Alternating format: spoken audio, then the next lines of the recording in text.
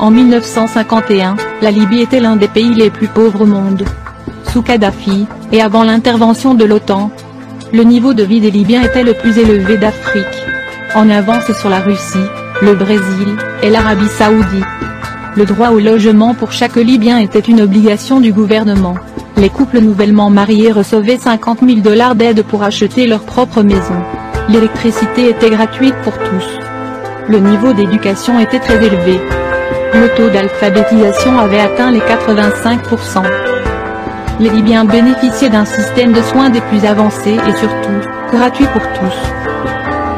Les personnes ne trouvant pas les soins ou l'éducation qui leur convient en Libye, recevaient une aide du gouvernement pour se rendre à l'étranger. Tous les prêts étaient sans intérêt, à 0%. Le prix de l'essence était de 14 centimes. Chaque Libyen souhaitant devenir agriculteur, le gouvernement lui offrait une ferme, avec de l'équipement du bétail et des semences. Le 1er juillet 2011 à Tripoli, 1 700 000 Libyens sont sortis pour manifester contre l'OTAN. 1 700 000 Libyens, ce qui représentait 95% de la population de Tripoli, soit environ un tiers de la population de la Libye. La banque centrale libyenne appartenait à l'État. Et contrairement aux banques occidentales, en Libye la banque n'était pas détenue par les Rothschild, et donc libre de dettes. En 1991, la Libye a été accusée sans preuve d'être responsable de l'attentat de Lockerbie Paname 103.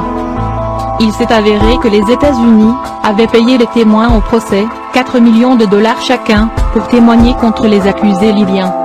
Ils ont été payés pour mentir, et ils ont depuis retiré leurs preuves. Kadhafi avait également travaillé pour remplacer le paiement du pétrole qui était en dollars américains, par le dinar africain. Nicolas Sarkozy avait traité la Libye de menace pour la sécurité financière de l'humanité. L'un des premiers actes de la Libye rebelle a été de créer une nouvelle banque centrale. Devenue la propriété des Rothschild, comme les nôtres en Occident, les pays de l'Ouest. La famille Rothschild possède plus de la moitié des richesses du monde. Les banques Rothschild créent de l'argent à partir de rien, et le vendent aux États avec intérêt. Cela signifie que nous n'aurons jamais assez d'argent pour rembourser ce qui est dû. Alors que nous, et nos enfants, sommes devenus esclaves pour dettes aux intérêts Rothschild. Contrairement à nos dirigeants, Cameron, Obama, et Hollande, Kadhafi avait refusé de vendre son peuple. La Libye était libre de toute dette. Les Libyens avaient beaucoup plus que nous n'avons en Occident. Ils avaient un chef qui avait de l'intégrité et du courage, et qui travaillait dans leur meilleur intérêt. Les Libyens se partageaient les richesses de leur pays, libérés du joug de l'usure, et des intérêts. Sans la tyrannie des Rothschild, et leur contrôle sur l'émission de monnaie, nous pourrions tous vivre comme des gens riches. On estime à plus de 150 000 le nombre des Libyens tués par l'OTAN et les rebelles. Kadhafi croyait en la démocratie directe, comme le prévoit son livre, le livre vert, The Green Book.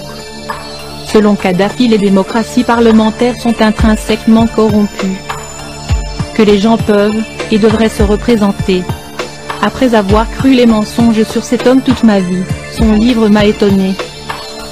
Comment rester assis sans réagir, en regardant comment des individus et des pays sont diabolisés, détruits par nos gouvernements criminels. Et regarder les médias protéger ces personnes responsables de crimes contre l'humanité. Nous devons montrer notre solidarité avec les peuples de Syrie, de la Palestine et du monde entier. L'ex-ambassadeur russe en Libye, Vladimir Chamov, a déclaré: la population ne paie pas l'électricité. Les Libyens bénéficiaient d'un crédit de 20 ans sans intérêt pour construire leur maison. Un litre d'essence coûte environ 14 centimes. La nourriture est gratuite. Les taxes et les impôts lourds sont interdits. Pour chaque nouveau-né, on reçoit 7 000 $. Les nouveaux mariés reçoivent 64 000 $ pour acheter un appartement. L'éducation et la médecine sont gratuites. L'éducation et la formation médicale à l'étranger sont payées par le gouvernement. Il y a des supermarchés pour les familles nombreuses avec des prix symboliques pour l'alimentation de base. La vente des produits au-delà de leur date de consommation est punie de fortes amendes, parfois même de prison.